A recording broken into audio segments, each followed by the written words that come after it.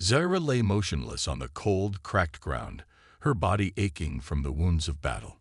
The air was thick with dust, and the twin suns of this forsaken planet burned her skin. Every breath was a struggle, every movement a reminder of her failure. Her own people had abandoned her here, left her to die like a broken weapon no longer fit for war. She was a soldier once, a warrior who had fought without fear, but now she was nothing. Nothing but a dying relic of a lost cause. The sky above was an endless shade of burnt orange, the clouds swirling like fire in the distance. The planet was quiet, too quiet. It was the kind of silence that only came before death. The only sounds were the faint rustling of wind and the distant howls of unseen creatures. She knew they were watching, waiting for her strength to fail completely. Predators did not waste energy on prey that still had fight left in them. But soon, very soon, she would be too weak to resist. Her vision blurred as she forced herself to stay awake. She had no hope of survival, no illusions that rescue would come. Her people had made their choice. Zaira was a disgrace in their eyes. She had lost the battle, and in their culture, that meant she was unworthy of life. A warrior who could not fight was as good as dead. The wind shifted. A deep, distant hum vibrated through the ground. Zaira barely had the strength to lift her head, but something in her instincts screamed at her to pay attention. A ship. Not one of her people's. It was different. Sleek, dark, and moving with a precision that spoke of an unfamiliar technology. She squinted against the harsh light of the setting suns, her mind struggling to process what she was seeing. The ship descended, cutting through the thick air with ease. A sharp gust of wind kicked up dust and debris, forcing Zaira to turn her head away as the landing thrusters activated. She coughed, her throat dry, her muscles too weak to even attempt crawling away. It didn't matter who was inside. Whoever it was, they were no ally to her. No one was. The ship's ramp lowered with a hiss, steam rolling across the ground as a lone figure stepped out. Zaira's failing vision could barely make out the details. Tall, broad-shouldered, moving with a confidence that was neither arrogant nor hesitant. The figure carried a weapon, scanning the area like a predator surveying new hunting grounds. Then the figure turned toward her. Zaira's pulse quickened. Even in her weakened state, she recognized what she was seeing. A human. Her people spoke of them with both hatred and fear. Humans were unpredictable, dangerous, and above all, survivors. They did not fight like other species. They were not the strongest, not the fastest, but they were relentless. They adapted. They endured. And now one stood before her. For the first time in days, something inside Zaira flickered, something that had long been buried under pain and exhaustion. Was it hope? No, she did not dare hope. But she did wonder, why was he here? The human took slow, measured steps toward Zaira, his weapon held loosely at his side, but ready to be used in an instant. His eyes scanned the barren landscape before settling on her. He stopped a few feet away, tilting his head slightly as if assessing whether she was still alive or just another corpse left to rot under the unforgiving twin suns. Zaira forced her body to remain still, watching him through narrowed eyes. Every muscle in her body screamed in protest, but she refused to show weakness. She had spent her entire life preparing for war, trained to never beg, never surrender, never rely on anyone else. And yet, as the human took another step forward, she felt the bitter taste of helplessness creeping into her thoughts. She hated it. The man crouched down, his gaze meeting hers, close enough now that she could see his face. Sharp features, dark eyes that held neither cruelty nor pity, but something else entirely. He reached into a pouch on his belt, pulling out a small metallic container. With a soft click, he twisted it open, and the scent of water, clean, fresh water, filled the dry air. Zaira's throat tightened. She had not tasted water in days. Her body screamed for it, but she clenched her jaw, forcing herself to remain silent. She did not know what game this human was playing, but she would not grovel for a drink. The human sighed, as if already expecting her reaction. He placed the container on the ground between them and stood up, stepping back, giving her space. He spoke then, his voice steady, firm, but without hostility. "You're not dead yet," he said. "Drink." Zira stared at the container, then back at him. Suspicion clawed at her mind. No one offered kindness without a reason. What did he want? What was his angle? Humans were dangerous, unpredictable. And yet, there was no immediate threat in his stance. Her body betrayed her before her mind could decide. Her shaking fingers reached out, dragging the container closer. She hesitated one last time, glaring at the human as if daring him to make a move. He only watched. With slow, deliberate movements, she lifted the container to her lips. The first drop of water hit her tongue, and she nearly choked. It was too much, too sudden, her body reacting with desperation she had not expected. She forced herself to take measured sips, though every instinct screamed at her to drink it all in one go. The human remained silent, giving her time. When she finally lowered the container, her hands were steadier, but her mind was anything but. This was wrong. Nothing about this made sense. She should be dead. She should have been left to die. Instead, a human, one of her people's sworn enemies, had offered her water. The wind howled across the empty wasteland, carrying with it the distant sounds of shifting rock and the guttural cries of the planet's native beasts. The human's gaze flicked to the horizon, his posture shifting slightly. Alert, watching. Zira forced her voice to work, though it came out rough and raw. Why? The human's eyes snapped back to her. He didn't answer right away. Instead, he studied her for a long moment, as if deciding whether she was even worth an explanation. Then, finally, he spoke. "Because you're still alive." It was not the answer she had expected. Not a declaration of mercy, not a demand for something in return. Just a simple statement, as if the fact that she was breathing was reason enough. Zira gritted her teeth. She did not trust him. She would not trust him. But the truth was undeniable. Without him, she would already be dead. A deep, distant rumble shook the ground beneath them. The human tensed, his grip tightening on his weapon. Zira knew that sound. Something was coming. The human turned his gaze back to her, and for the first time, there was something sharp in his expression, a decision made. "I don't know what you did to end up here," he said, his voice calm but firm. "And I don't care. But sitting here is going to get you killed." Zira's fingers tightened around the empty water container. She hated this. She hated that he was right. She hated that she could barely stand, let alone fight. But most of all, she hated that, in this moment, her only hope of survival lay in the hands of a human. The ground trembled again, the sound of shifting rock growing closer. A low, bone-chilling growl echoed through the canyons in the distance. The human extended a hand toward her. Zira stared at it. She had been abandoned, left to die. But this human, he had stopped. He had offered water. He had not killed her. She did not trust him, but she had no choice. With a deep breath, Zira reached out and took his hand. The moment Zira's fingers gripped his hand, the human pulled her up with surprising strength. Her legs nearly gave out beneath her, but he steadied her, his grip firm yet careful. She hated that she needed his help, but there was no time for pride. The rumbling beneath their feet was growing stronger. Something massive was moving toward them. The human didn't hesitate. He turned, keeping one hand on her arm to make sure she could walk, and moved swiftly toward his ship. Zira forced herself to match his pace, her muscles screaming in protest. Every step was agony, but she refused to slow him down.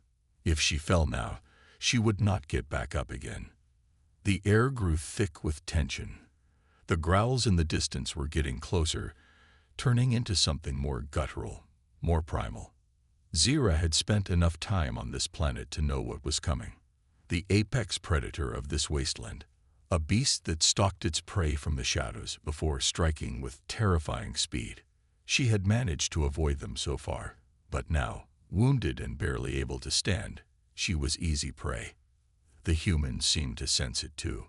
He glanced back, his expression unreadable, then quickened his pace. "Move faster," he ordered. Zira gritted her teeth but didn't argue. Every ounce of her training told her to never take orders from a human, but survival overruled pride. They reached the base of a jagged rock formation. Just a short distance from his ship, the entrance ramp was still lowered, waiting for them. Safety was within reach. Then the growl came again, this time right behind them. Zara turned her head just in time to see the beast emerge from the dust. It was larger than she remembered, its muscular frame covered in dark, armored scales. Its eyes glowed a sickly yellow, locked onto them, with the unrelenting hunger of a predator that had already chosen its next meal. The human reacted instantly. In one swift motion, he raised his weapon, the barrel humming as energy charged within it. Zira had seen her own kind hesitate in the face of this monster. She had watched warriors falter before its towering form. But the human? He did not hesitate. A sharp crack split the air as he fired. A streak of blue light tore through the dust, striking the beast's shoulder. It roared, more in rage than pain, and lunged forward with terrifying speed. Zira barely had time to react before the human shoved her aside. She hit the ground hard, rolling onto her injured side, pain flaring through her body. She struggled to push herself up, but her limbs refused to cooperate. She could only watch as the human stood his ground, adjusting his stance, his weapon steady. The beast charged, closing the distance in seconds. The human fired again, this time aiming for its legs. The blast hit, but the monster barely stumbled. It was too fast, too powerful. Then, just as its massive claws reached for him, the human moved. Zira had fought against countless warriors, seen the best of her people in battle, but she had never seen anyone move the way he did. He sidestepped at the last second, twisting his body with precision, avoiding the beast's strike by mere inches. As he turned, he raised his weapon again, firing directly into its side. The impact sent the creature skidding, its claws tearing deep trenches into the ground as it howled in fury. It tried to regain its balance, but the human was already moving, already aiming. Another shot rang out, this time striking just beneath its jaw. The beast staggered. Blood, thick and dark, oozed from the wound. It let out a strangled growl, shaking its massive head. For a moment, Zira thought it might charge again. But then, with a final huff, it turned and bolted, disappearing into the dust. Silence fell over the wasteland. Only the sound of Zira's ragged breathing and the faint hum of the human's weapon remained. He exhaled slowly, lowering his rifle. Then, without a word, he turned back to her. Zira was still on the ground, staring at him in disbelief. She had seen elite warriors struggle against these beasts. It had taken groups of them to bring one down. And yet, this human had faced it alone and driven it away. He stepped toward her, extending his hand once more. "We need to go." Zira hesitated, not because she didn't want to leave, but because for the first time in her life, she wasn't sure what she had just witnessed. Humans were not supposed to be this strong. They were not supposed to be this fast. And yet, she had just seen it with her own eyes. Swallowing her pride, she reached for his hand once more. This time, when he pulled her up, she didn't resist. The ship's ramp closed behind them with a hiss, sealing out the dust and heat of the wasteland. Zira staggered, her body finally giving in to exhaustion, but before she could collapse, the human caught her arm and guided her toward a metal bench near the wall. She resisted the help at first, but her legs barely held her weight. Pride had to wait. She had already swallowed enough of it today. She sank onto the bench, her breathing shallow and uneven. The ship's interior was dimly lit, the air cool and crisp compared to the dry, suffocating heat outside. It was cleaner than she expected, built for function rather than comfort, with control panels lining the walls and storage compartments secured tightly against the bulkheads. It smelled of metal and engine grease, but there was also a faint scent of something else. something warm, something familiar. Food. Her stomach twisted painfully. She had not eaten in days. The human was already moving, checking the ship's controls with practiced efficiency. He pressed a few buttons on the console, and the engines rumbled to life beneath them. The vibrations ran through the floor, a steady hum that told Zira they were about to leave this cursed planet behind. She clenched her fists, trying to focus on her thoughts rather than her hunger. She had no idea where he planned to take her. She had no idea why he had even bothered to save her in the first place. The human turned back to her, his dark eyes scanning her injuries.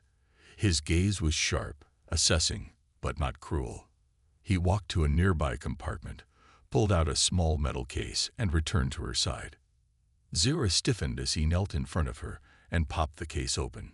Inside were medical supplies, bandages, antiseptics, and a small injector filled with something she didn't recognize. She glared at him. "I don't need your help." The human didn't react to her defiance. He simply set the case down beside her and picked up a sterile cloth, pouring antiseptic onto it. "You're bleeding," he said flatly. "You'll get an infection if this isn't treated." Zira narrowed her eyes. "I'd survived worse. Not without scars, I'm guessing." She gritted her teeth but said nothing. The truth was, she had no energy left to fight him on this. She watched warily as he reached for her arm, his movements careful but firm. When the cloth touched her wound, a sharp sting shot through her nerves. Zira hissed, instinctively pulling back, but the human didn't let go. "Stay still," he said, not unkindly. She shot him a glare, but she forced herself to remain still as he cleaned the dried blood from her skin. His touch was precise, efficient, nothing like the cold, indifferent treatment she had received from her own kind. Her people only valued strength. If a warrior was injured, they were expected to deal with it themselves. Weakness was not tolerated. But this human, he was treating her as if her survival actually mattered. She hated how strange that felt. As he worked, she studied his face, trying to read his expressions, trying to figure out his angle. His features were strong, hardened by experience, but there was no malice there. No arrogance, just focus. "You still haven't told me why," she said finally. He didn't pause. "Why what?" "Why you helped me." The human didn't look up. "I already told you." She narrowed her eyes. "That's not an answer." He finished cleaning the wound and reached for a bandage. "Maybe not one you like." Zira clenched her jaw. "My people would not have done the same." "I know." She blinked at his response. There was no anger in his voice, no bitterness, just simple understanding. It was as if he already knew what kind of people she came from. The human pressed a button on the injector and held it up. "This will help with the pain." She eyed it warily. "I don't need it." "You're stubborn." She smirked weakly. "I was trained to be." He didn't argue. Instead, he placed the injector back in the case and stood, giving her the choice. He didn't force her to take it, didn't push the issue. That, more than anything, unsettled her. She was used to orders, to demands. This quiet patience was unfamiliar. The ship jolted slightly as it began its ascent, lifting off from the surface of the wasteland planet. Zira felt the shift in gravity, the familiar sensation of leaving behind solid ground. A part of her should have felt relief. She was no longer trapped, no longer abandoned. And yet, uncertainty coiled in her chest like a tightening knot. She was alive. She had survived. But what now? She glanced at the human, who had returned to the pilot's seat, his focus on navigating through the planet's atmosphere. Zira did not know where he was taking her. But for now, she had no choice but to find out. Zira sat in silence as the ship climbed higher, the reddish-brown wasteland shrinking beneath them. The engines hummed steadily, their deep vibrations running through the metal floor, a stark contrast to the chaos she had endured just hours ago. She flexed her fingers, testing her strength. It was returning, but slowly. Too slowly for her liking. The human sat at the controls, his hand steady as he adjusted their course. He had not spoken since they left the planet's surface, and for some reason, that unsettled her more than if he had bombarded her with questions. Warriors did not do well with silence. It left too much room for thoughts. Zyra's gaze drifted across the ship's interior. It was small but functional, built for survival rather than comfort. Weapons were secured in compartments along the walls, and supplies were carefully organized. This was not a luxury vessel. It was a soldier's ship. Her eyes landed on a small, half-empty ration pack sitting on a crate nearby. The scent of food, synthetic but still rich, hit her senses, and her stomach twisted painfully. Hunger had become an old companion, one she had learned to ignore. But now, with safety so close and adrenaline fading, her body screamed for sustenance. The human must have noticed because, without turning from the controls, he gestured toward the ration pack. "Go ahead." Zyra hesitated. Accepting help from an enemy, even one who had saved her life, felt wrong. But her body betrayed her before her mind could argue further. She grabbed the ration pack and tore it open, taking a cautious bite. The taste was bland, but it was food. Real food. She forced herself to eat slowly. Rushing would only make her weak again, and she refused to appear weak in front of him. The human finally spoke, his voice breaking the heavy silence. "You never said your name." Zyra glanced up from her food. She had not expected him to ask. Among her kind, names were only given to those deemed worthy of remembering, and she had been left to die. For a moment, she debated whether to answer. Then, finally, she said, "Zyra." The human nodded, as if filing the name away. "Callan," he said in return. She didn't respond. A name meant little without purpose behind it. Callan didn't push further. He simply continued adjusting their course, his focus unwavering. Zyra studied him. Everything about him radiated discipline. His posture, his movements, even his controlled breathing. He was no ordinary soldier. He had faced that beast on the surface without hesitation. And now, with the same quiet confidence, he was navigating them through space. She leaned back slightly, trying to piece together what she knew. "You're not just some scavenger, are you?" Callan smirked slightly, though he didn't take his eyes off the controls. "No." Zyra frowned. "Then what are you?" He tapped a few buttons on the console before finally turning to face her. "A soldier," he said simply. "Like you."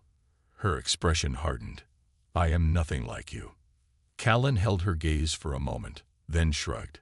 "Maybe." He didn't seem particularly interested in arguing the point. Instead, he leaned back in his seat, watching her with that same unreadable expression. Zyra clenched her fists. "My people left me to die."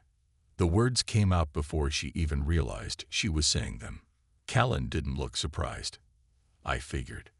Her jaw tightened. She hated the truth in his eyes. "Why?" he asked. Zyra inhaled sharply. The memory burned like acid in her chest. "I failed," she admitted, though the word tasted bitter on her tongue. "A mission. An ambush. I was injured. Left behind."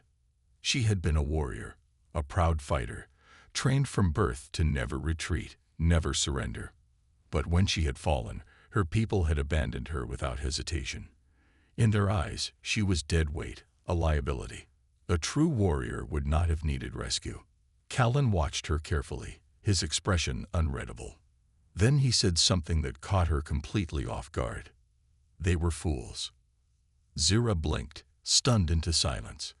Callan leaned forward slightly. "You were still breathing, still alive. Leaving you behind was a mistake." She narrowed her eyes. "A mistake. My people do not make mistakes." Callan's smirk returned, but there was no humor in it. "Then they're even more foolish than I thought." Anger flared in her chest, hot and immediate. She should have been furious at his words, insulted, but instead, something about them unsettled her. Because deep down, some part of her wondered if he was right. She had survived. Against all odds, against the brutal wasteland, against the beasts that roamed its surface, she had lived. And this human, this supposed enemy, had seen her worth when her own people had not. Zira forced herself to look away, her grip tightening on the empty ration pack. "Where are you taking me?" Callan exhaled slowly, as if considering his answer. "I haven't decided yet." Zira snapped her gaze back to him. "What?" He leaned back in his chair. "I didn't have a plan when I pulled you out of there. Just figured I'd get you off that rock first." She stared at him in disbelief. "You saved me, without a plan." Callan shrugged. "Seemed like the right thing to do." Zira had no words. Her people did nothing without purpose, without strategy. And yet this human had risked himself simply because it seemed like the right thing to do. It made no sense. Callan's expression turned more serious. "But now that we're off-world, I need to know something." She tensed, waiting. "Are you going to try to kill me the moment you're strong enough to fight?" Zira froze. The question was blunt, direct, and completely reasonable. She had been raised to see humans as enemies, to see them as weak. But Callan had been stronger than she expected, faster, smarter, and more capable than any human she had encountered before. And worse, he had saved her. She should want to kill them, should want to reclaim some sense of honor. But as she met his gaze, the truth sat heavy in her chest. "I don't know," she admitted. Callan studied her for a long moment, then nodded. "Fair enough." He turned back to the controls, as if her answer had been enough. As if he trusted her not to put a blade in his back the moment he let his guard down. Zira clenched her fists, her mind racing. She did not know where this path would lead. But for the first time in her life, she was not following orders. She was making her own choices. The ship drifted in the quiet void of space, its engines humming steadily as Callan worked the controls. The red wasteland planet was long behind them, swallowed by the endless black. Zira sat across from him, her body still weak but recovering. She had refused further treatment, but Callan had noticed the way her breathing had steadied, the way her fingers no longer trembled. She was regaining her strength, and that meant she would soon have a choice to make. Callan didn't push her. He wasn't sure what she would do once she was strong enough to fight again. He had faced her kind before, proud warriors who saw humans as nothing more than an inferior species. He had no doubt she had been raised with the same beliefs. And yet she sat there, watching him. Not with hatred, not with the blind certainty of a soldier trained to kill, but with something else. "You're still deciding, aren't you?" Callan finally said, breaking the silence. Zira tensed. "Deciding what?" "If you're going to try to kill me." Her expression darkened. "I told you. I don't know." Callan nodded as if that answer was enough. "You're not used to not knowing, are you?" Her jaw clenched. "I was trained to be certain." "Yeah, I figured." He leaned back slightly, folding his arms. "But now, things aren't so simple." She exhaled sharply, her frustration barely concealed. "Why do you care?" Callan thought about that for a moment. Why did he care? He had saved people before. Other soldiers, civilians, even some who didn't deserve it. But this was different. Zira was supposed to be his enemy. Leaving her behind would have been the easier choice. And yet, something had told him not to. "Maybe I don't like watching good fighters get thrown away," he said finally. Zira scoffed. "You think I'm a good fighter because I survived?" Callan shook his head. "No, I think you're a good fighter because you didn't stop fighting." She went quiet at that. Callan didn't press further. Instead, he turned his attention to the ship's navigation system. They were approaching neutral space, a region beyond the control of both human and alien factions. It was the best place to regroup, to figure out the next move. But Zira had other plans. She suddenly stood, her balance slightly unsteady, but her determination clear. "Take me to my people." Callan sighed, rubbing his temple. "That's not a good idea." Her eyes narrowed. It wasn't a request. Callan met her glare evenly. "They left you to die, remember." Zira flinched, just slightly. But Callan saw it. I have to go back, she insisted. I have to prove I'm still worthy. Callan shook his head. And how do you plan to do that? Walk up to them and pretend nothing happened. Her hands curled into fists. I will challenge my commander. I will fight. If I win, I will be accepted again. Callan studied her, searching for any hesitation. There wasn't any. She truly believed that if she fought hard enough, her people would take her back. Let me guess, he said. And if you lose? Zyra's expression didn't waver. Then I will die with honor. Callan exhaled slowly. That's the dumbest thing I've ever heard. Zyra bristled. It is the way of my people. Yeah. Well, your people sound like idiots. She took a sharp step forward, her posture aggressive. Watch your tongue, human. Callan didn't flinch. Or what? You'll kill me. Silence stretched between them. Zyra's breathing was heavy, her muscles tense, but Callan saw the flicker of doubt in her eyes, the part of her that wasn't entirely sure what she was fighting for anymore. Tell me something, Callan said, his voice calm. If your people actually wanted you back, wouldn't they have come for you? Zyra's mouth opened, then closed. Callan leaned forward. They abandoned you because they thought you were dead weight.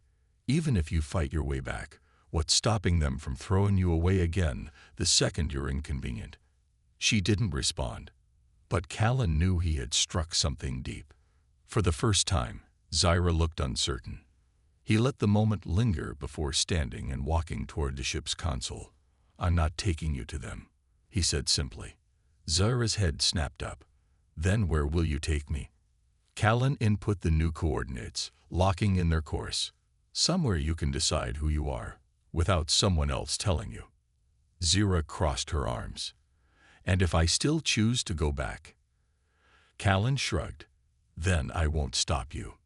She studied him, searching for deception, for hidden motives. But there was nothing but honesty in his words.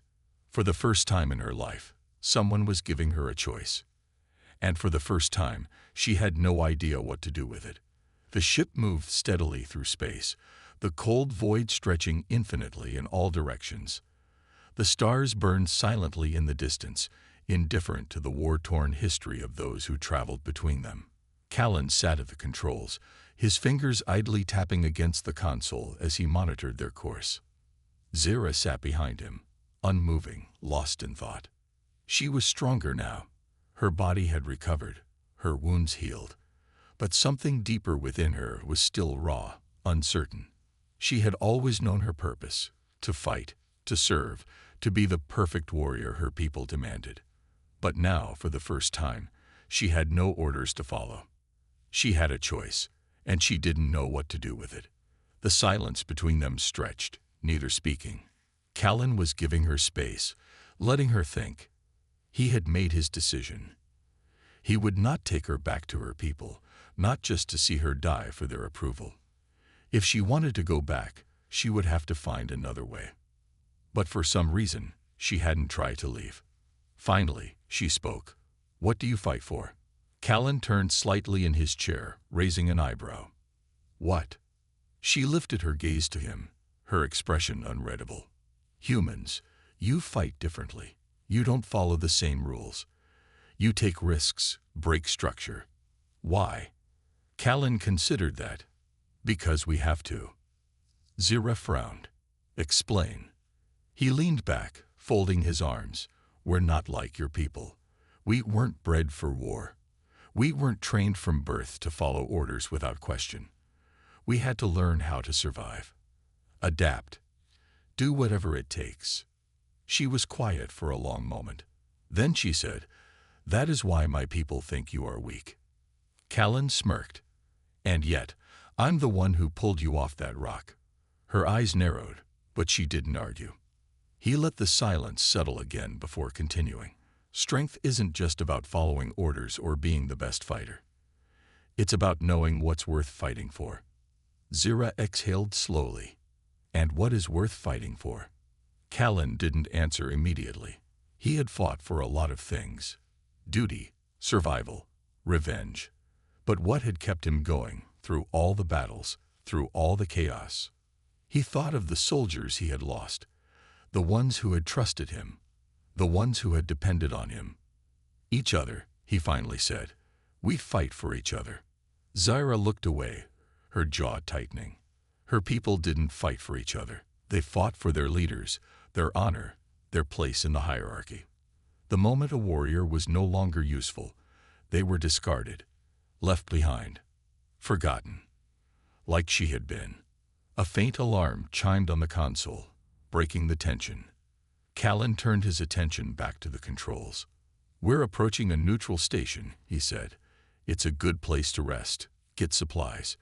You can decide what you want to do from there. Zyra nodded, but she didn't respond. As the station came into view, Callan activated the docking sequence. It was an old structure, worn from years of use, but still operational. It was the kind of place where laws were loose, where all kinds of people, mercenaries, traders, ex-soldiers, crossed paths. A place where someone like Zyra could disappear if she wanted to. They landed smoothly, the docking clamps locking the ship into place. Callan stood, grabbing his gear. You coming? Zyra hesitated, then rose to her feet. They stepped out into the station, the air thick with the scent of fuel, metal, and too many bodies crammed into a single structure. The corridors were dimly lit, lined with vendors selling weapons, armor, and supplies. Mercenaries stood in clusters, exchanging war stories, making deals. Zyra's sharp eyes scanned the crowd, assessing threats, calculating escape routes. It was instinct. Callan noticed. Relax. No one here cares who you are. She wasn't sure if that was true, but she followed him anyway. They stopped at a supply vendor, where Callan exchanged credits for food, medical kits, and spare parts for the ship. Zyra remained silent, watching. Then, out of the corner of her eye, she saw something. A group of warriors. Her people. They were speaking to a trader, their expressions sharp, their postures rigid. She recognized their uniforms, their insignias. They were soldiers, like she had been. Her body tensed. Callan followed her gaze, his expression unreadable. You know them. Zyra didn't answer. One of the warriors turned slightly, and for a brief moment, their eyes met. Recognition flashed in his gaze. Zyra's breath caught. Then, just as quickly, the warrior looked away. No acknowledgement, no reaction. As if she was already dead. A cold weight settled in her chest. Callan watched her carefully. Still think you need to go back? She didn't respond right away. Instead, she turned away from the warriors, her fists unclenching. No. Callan nodded, as if he had expected that answer. Good. They walked back toward the ship, neither speaking. For the first time in her life, Zyra wasn't following orders. She wasn't fighting for approval. She wasn't trying to prove her worth to those who had abandoned her. She was making her own choice. And for the first time, she felt truly alive.